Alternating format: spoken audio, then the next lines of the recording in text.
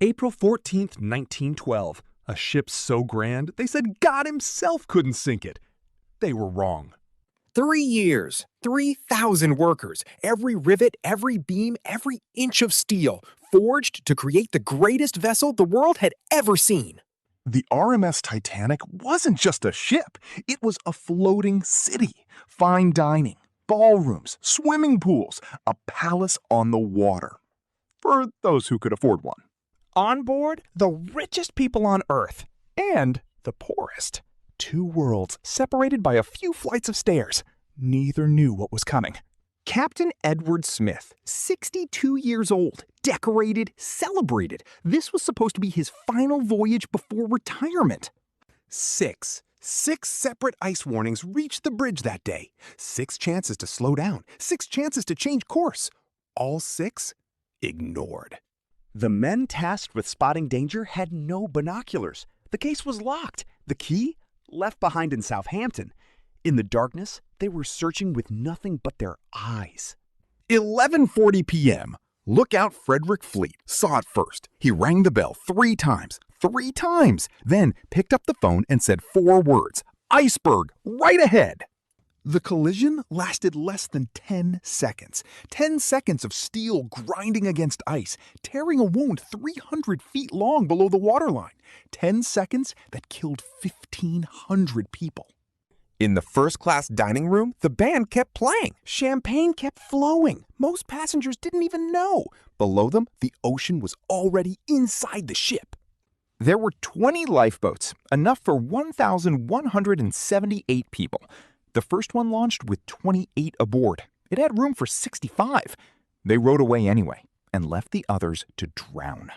First-class passengers had a survival rate of over 60%. Third class, less than 25%. The locked gates below deck weren't accidental. They were policy. Isidore and Ida Strauss, founders of Macy's, worth millions, offered a lifeboat seat. Ida refused to leave her husband's side. They sat together on deck as the water rose. They died together.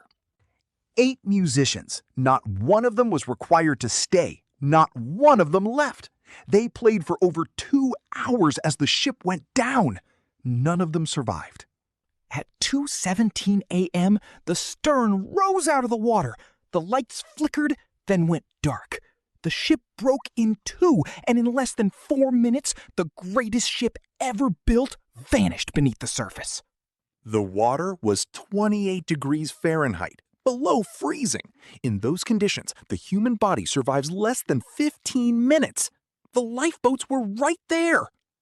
And they waited.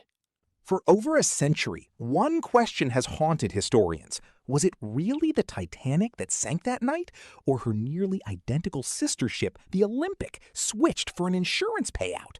The theory has never been proven, but it has never fully died either.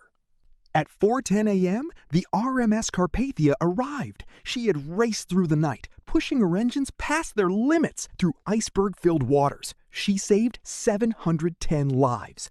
For 1,500 others, she came too late. The wreck was lost for 73 years. In 1985, explorer Robert Ballard found her 2 miles down, split in 2, resting in eternal darkness on the ocean floor. She'll be completely gone by 2030, consumed by the sea she defied.